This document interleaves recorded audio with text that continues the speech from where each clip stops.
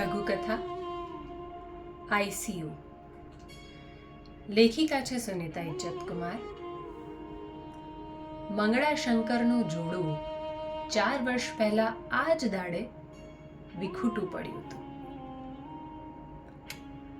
મંગળામાં આઈસીયુમાં હતા. એને શંકર પાસે જવાની ઉતાવળ હતી. વિનાયક કહટાતી માના ખાટલેથી ખસતો નહોતો. માનો હાથ ઝાલી બેઠેલા વિનાયકની આંખ સામે બાપુએ શીખવેલા મૂલ્યો પ્રશ્નાર્થ બની આવતા હતા ને વળી ખરી પડતા.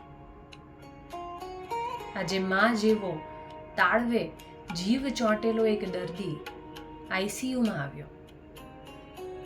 જણ સાવ નાનો. 12 સાંધો ત્યાં 13 તૂટે એવી વખાનો માર્યો.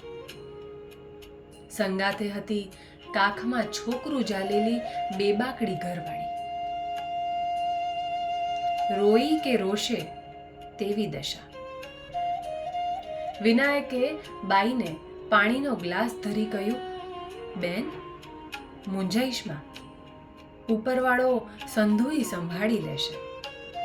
તું એકલી નહીં, 1000 છો એમ માનજે ને મને તારો મોટો ભાઈ માનજે હો. કંકુએ આખો દી વિનાયકને એકલો દીઠો. તે પૂછી બેઠી, મોટા, તુંય મારી જેમ એકલ પંડો છે કે શું? ત્યારે વિનાયકે વાત માંડી, ના રે, અમારે તો માણસોનો દરિયો, બાપુ દરિયા દિલ. નામ મોટું એટલે અમારો ઓટલોય પોળો, 30 દી મહેમાન વાળું ઘર. બાપુ મૂડી ભાંગીને ભાંગ્યાનો ભેરું બનતા. પાછળથી કોઈ ધોખો ન ધરે તે મેં માને જેવી અસ્પતાલે ભરતી કરી કે તરત સંધાઈને જાણ કરી દીધી હતી. પણ સમજુ હોય એ થોડો ડોકાય. એ તો વિચારે કે ત્યાં જવાથી તકલીફ પડશે. કેટલા સારા. કંકુને ડોક્ટરે બોલાવી.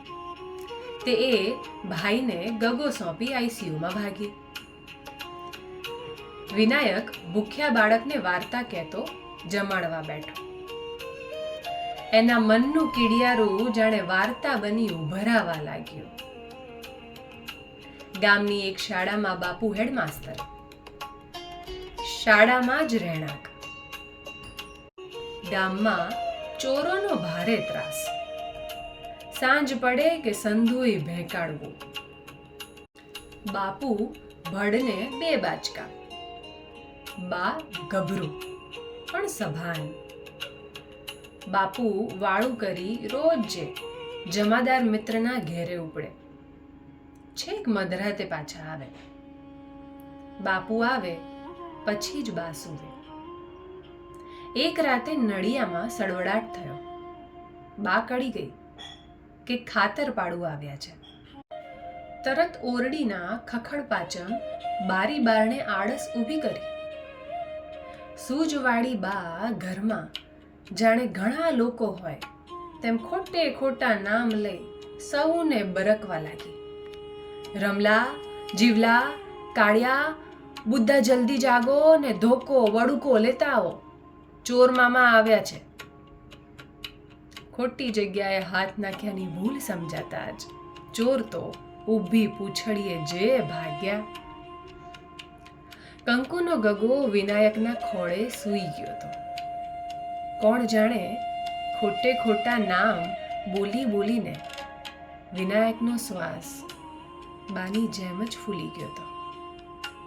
કંકુ બહાર આવતા વિનાયક જ્યારે માના ખાટલે જઈ બેઠો ત્યારે રાત પાડીએ ચડેલા આઈસીયુના ચોકીદારે વાવડ આપ્યા કે આંબાવાડીઓમાં પવને હાહાકાર મચાવી મોર ખેરવી નાખ્યા છે.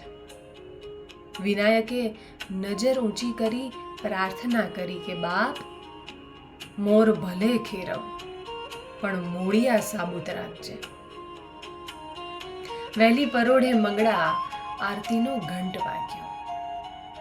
માના ખાટલે માથું ટેકવી સૂતેલા વિનાયકે જ્યારે આંખો ખોલી ત્યારે ગંગા સ્વરૂપ મંગળાના શ્વાસે કમાડ વાસી લીધા હતા. ઇતિહાસને પુનરાવર્તનની ટેવ હોય છે. હજી ભૂતકાળમાંથી પદાર્થ પાઠ લેવાને બદલે દરિયા દિલ પિતાના પગલે ચાલતા વિનાયકને જોઈને આજે કેટલાયના ખોળીએ ગંગા સ્વરૂપ બની ખૂણો પાડતી માનવતા ઝંખવાડી તો પડતી જ હશે કાં?